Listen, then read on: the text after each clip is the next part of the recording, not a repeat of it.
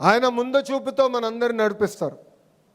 1995లో ఆయన ఐటీ రంగం తీసుకొస్తానంటే ఆనాటి పాలకులు ఎగతాళి చేస్తూ కంప్యూటర్ అన్నం పెడుతుందా అన్నారు. అదే పాలకులకు చెప్తున్నా, ఈరోజు వెళ్ళి ఒక్క సైబరాబాద్ని మీరు చూడండి.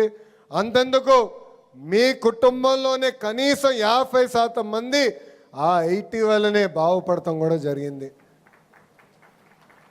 ఈరోజు అనేక పరిశ్రమలు ఆంధ్ర రాష్ట్రానికి వస్తున్నాయి. దానన్నిటి కారణం మన నాయకుడు చంద్రబాబు నాయుడు గారు.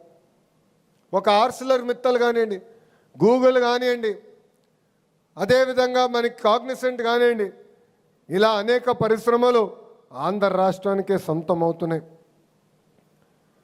మన నాయకుడు సంక్షేమ అభివృద్ధికి బ్రాండ్ అంబాసిడర్ అవుతే ఒక టీమ్ 11 ఉందండి.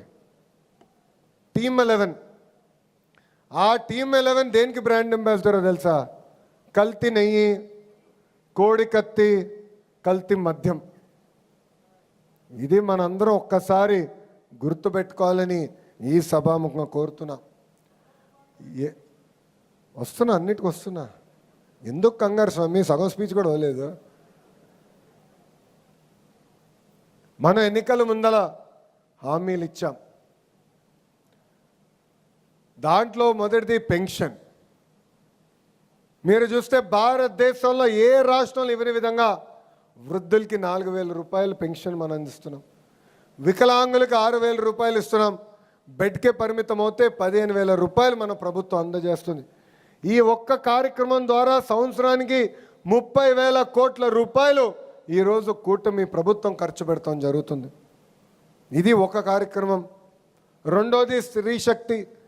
ఈరోజు మహిళలందరూ ఆంధ్ర రాష్ట్రంలో ఎక్కడికి వెళ్ళాలన్నా ఆర్టీసీ బస్సులో ఉచితంగా ప్రయాణించే హక్కు కూడా మనందరం కల్పిస్తాం జరిగింది. ఇంకో పక్కన దీపం పథకం. దీపం పథకం ద్వారా ఇప్పటికీ మనం 2 విడతలు మనం ఉచితంగా గ్యాస్ తీసుకునే వాళ్ళకి మనం డబ్బులు కూడా వేస్తాం జరిగింది. మిగతాయి కూడా త్వరలో మనం వేయబోతున్నాం. ఇంకో పక్కన అన్నదాత సుఖీభవ కింద 2 విడతలు కేంద్ర ప్రభుత్వం ఎప్పుడైతే డబ్బులు రిలీజ్ చేస్తున్నామో దానికి మనం డబ్బులు జోడించి రైతులకు అందజేస్తామని చెప్పాం. అంటే ఇచ్చిన హామీలన్నీ ఒక పద్ధతి ప్రకారం మనం నిలబెట్టుకుంటా ముందరికి వెళ్తున్నాం. ఇంతేకాదు, యువగలం కింద 20 లక్షల ఉద్యోగాలు కల్పిస్తామని ఆనాడు మన హామీ ఇచ్చాం.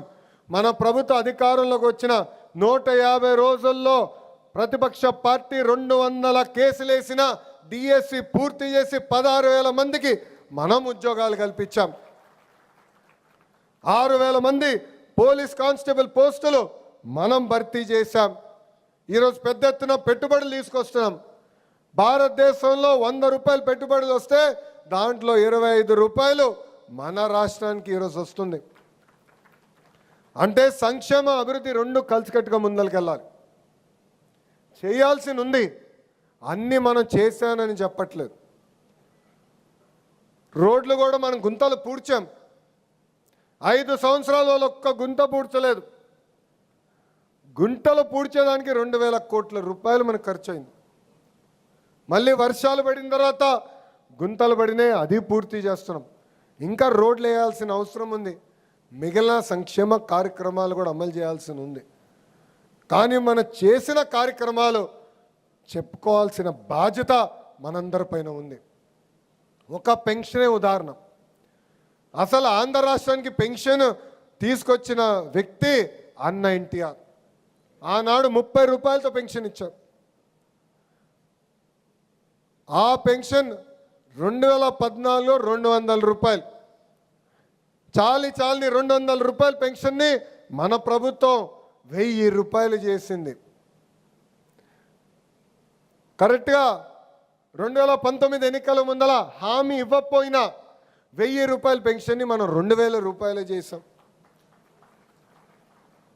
గత ప్రభుత్వం 1000 రూపాయలు పెంచడానికి 5 సంవత్సరాలు తీసుకుంది. కానీ అదే మన ప్రభుత్వ అధికారంలోకి వచ్చిన మొదటి 100 రోజుల్లో 1000 రూపాయలు పెన్షన్ పెంచాం. 4,000 రూపాయలు ఈరోజు మనం చేసాం. చెప్పాలి, మనం పనులు చేస్తాం ఎంత ముఖ్యమో చేసిన పనులు కూడా చెప్పుకోవాల్సిన బాధ్యత మనందరి పైన ఉంది.